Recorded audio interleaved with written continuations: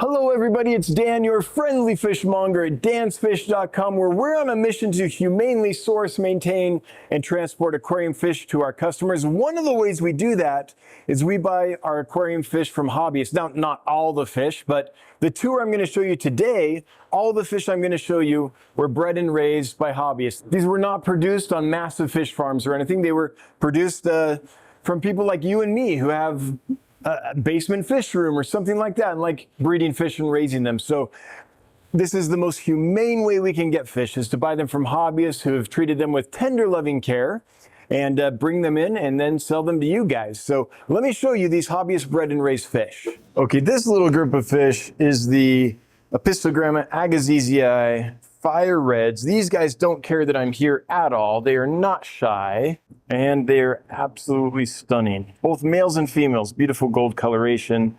The males get a lot of nice reds on the fins. This batch has been hardy from the get-go. We have not lost any of these. None of these are looking ill. They're all doing great. There's a nipped fin here and there because when you put a new group of cichlids into an aquarium, they have to set up their hierarchy. And sometimes that means showing the other fish who's boss. You can get a nipped fin here or there, but that's normal. That'll heal up. Hierarchy is settled now, so everyone's good.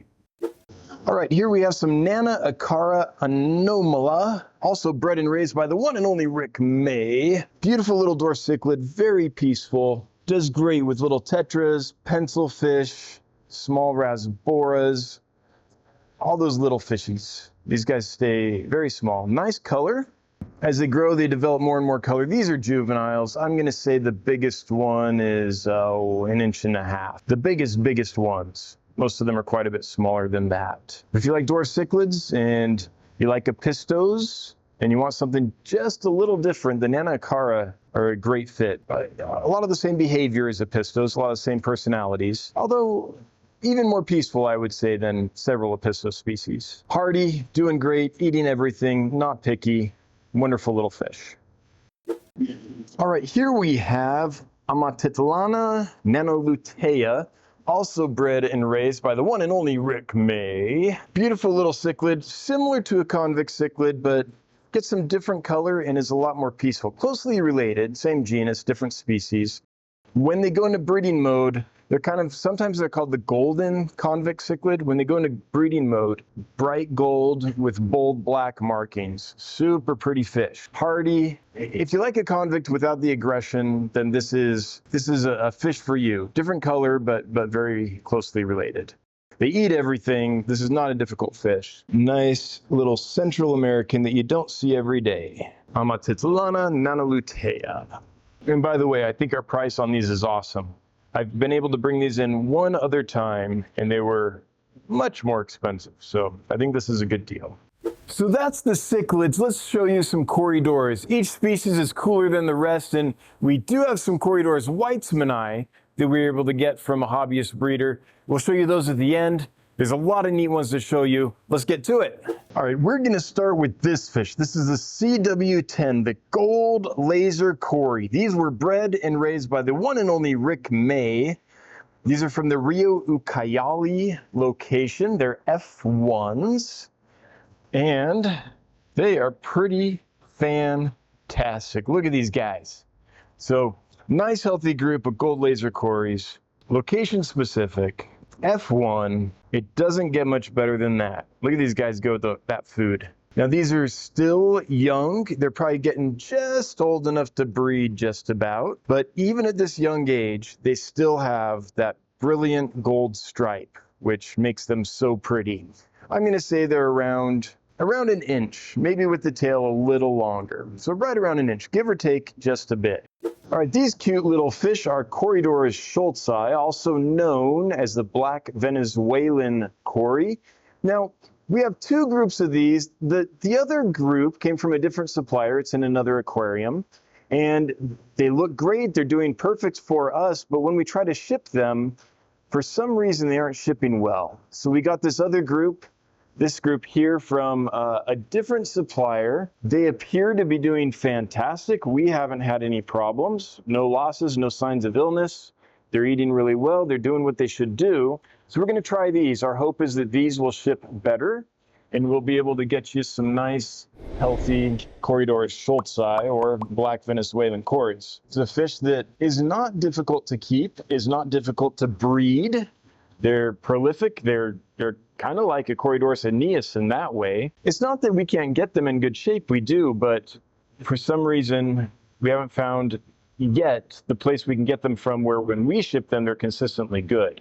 We're trying this new supplier. Hopefully that's the winner. Hopefully this is going to solve that problem. So we'll try it out and we'll let you know. And if it does, we'll buy a whole bunch more from this person.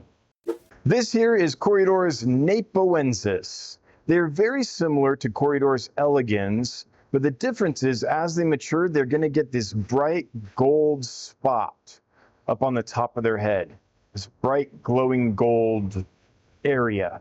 And that kind of sets them apart as a really neat Cory, I think. These are aquarium bred and raised by hobbyists, and the batch has been rock solid for us. They're doing wonderful.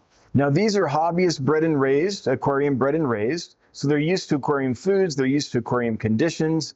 They are a little more expensive than the wild-caught, normally imported napoensis. Almost all the napoensis in the hobby are imported wild-caught out of Colombia, Peru. But the good news is they might be a little more expensive, but you aren't going to have to deal with the wild-caught parasites and things. They aren't going to need to be cleaned up as heavily. They're already pretty clean and healthy, so easier to get started with these guys. And some of them, they're young, but some of them are starting to get that gold spot on the head. I don't know if it's showing up on camera, but I can see it on a few of them up on the top of their head there.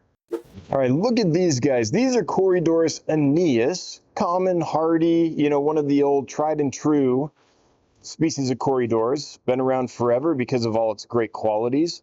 But look at the fins on these. These are the long fin variety, and it's from a nice quality strain. The consistency is there. They're definitely extended fins. These look beautiful. These are healthy. We haven't lost a single one. The batch has been rock solid. So if you like Corys, but you want something that's a little fancy, something that's dressed up for its wedding day, then this is that Cory. It just as hardy and easy and prolific as your standard Corydoras aeneus, but with some extended fins. All right, here's a group of Corydoras stare-by. They smelled that food and came right over, didn't they? These were bred and raised by the one and only Rick May. Nice aquarium bred, hobbyist bred and raised Corydoras stir-by. Great size on these. They're healthy as horses.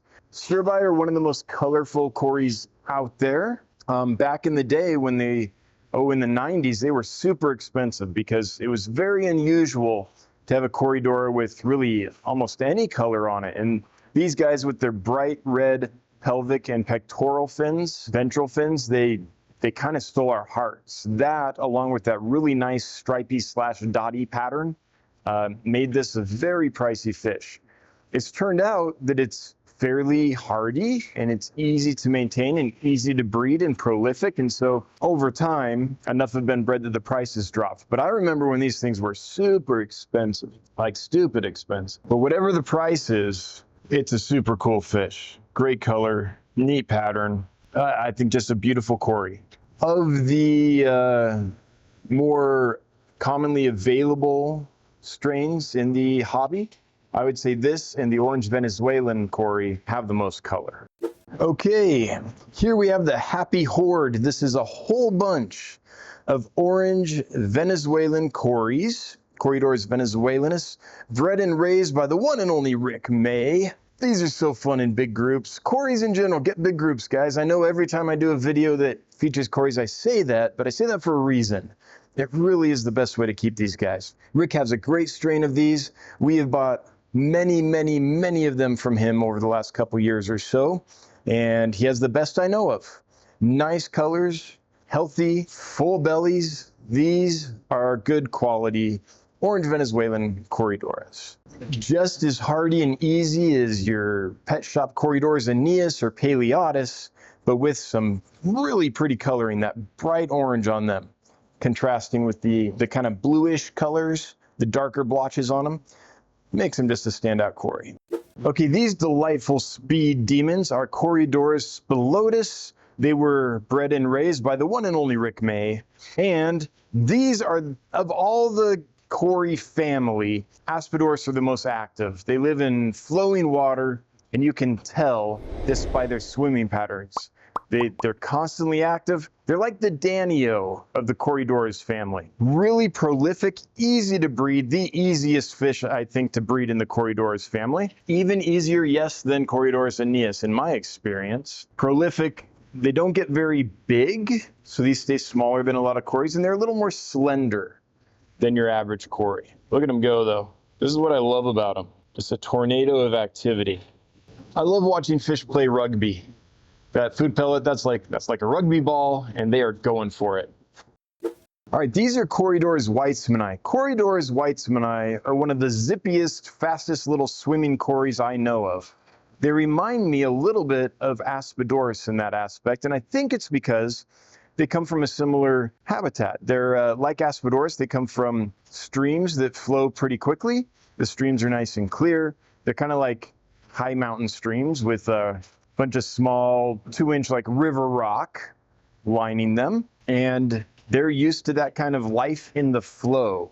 So that reflects in their behavior. Just some of the zippiest, quickest little, most active Corys out there. They really do remind me of Aspidoras. This was a holy grail for a long time. This was a ghost. This was a Cory that you heard of, but you never saw until a little while ago. They found them, they brought them in, and they found out, hey, these are hardy and easy to breed. So now they're available sporadically, but they are available, and they're becoming more and more available all the time, which is great because they're such a neat Corydoras. I love the markings on these guys. I love the unique behavior. I think they're awesome. And then we have some odds and ends to show you. One of my favorites is this fish right here behind me. They're cute as a button. We love them. Everyone that we sold them to loves them. Let's talk about these dwarf red-tailed eels. So I'm thrilled to say that we were able to get some more dwarf red-tailed eels in. I did not know if we could because we tend to buy the breeder out every time they have any available, but they were able to get some more bred and raised up. These look fantastic. They're eating everything. These are vibrobites we're feeding them. They also really love frozen bloodworms and frozen brine shrimp and other small mysis shrimp, things like that. Aquarium bred and raised, so they're used to people. They're not shy. These are out and about all the time. They come up, they're begging for food. They don't just, a lot of eels, you get them, and you're lucky if you see them, just because it's their nature to hide all the time. And if you get the wild-caught ones, which is the vast majority of eels available in the aquarium hobby, they're going to hide, because in nature, if you don't, you get et. But these have been bred and raised in aquariums, and they're totally used to aquarium life, aquarium foods, and aquariists who want to watch them. I think this is the ultimate eel. Don't get too big, colorful, aquarium bred and raised. I'm just thrilled that we were able to get more. And we'll keep trying. I never want to, cause FOMO, because I don't think it's good to try to pressure people to buy animals, because they might not have the proper, aquarium or environment set up for them. So I never want to do that, but I'm thrilled we got another batch. The breeder doesn't always have them available. Okay, here's the current group of red-eyed red high-fin cauliflower swordtails. These are still young enough that I can't sex them. You will see 1 or 2 males in there that are obvious. Those are early developing males. The rest of them, you have to kind of go by secondary sex characteristics, because a lot of them will be males that just haven't colored out yet. They'll be the late developing males that get big and beautiful. So because of that, we sell these as unsexed, because until that gonopodium really develops and the sword starts extending, it's a little difficult to sex them with 100% accuracy. So unsexed, and because of that, they're a good price. These are expensive fish, but when you get them at this size, because they're unsexed, they cost a lot less. So it's not a bad deal. So there you have it. There's the hobbyist bred and raised fish we have available right now here at Dan's Fish. There's a few others, but those are the newly released ones, if you will. I want to thank all the hobbyist breeders that have produced those and made it possible for us to get these kinds of fish. We really appreciate it. Also, all the customers and all the members of the YouTube channel, thanks for being involved. Thanks for your support and helping us work towards our mission of making this whole thing a more humane process for the fish. Until next time, have a good one. Bye-bye. Hey everyone, it's Dan. If you want to learn more about aquarium fish, we do a live stream every Wednesday at 9 p.m. Eastern on the Dan's Fish YouTube channel. If you're in the market for aquarium fish, check us out at dansfish.com. We ship to the US and parts of Canada. And if you want something fishy to wear, we've got merch. Till next time, have a good one. Bye-bye.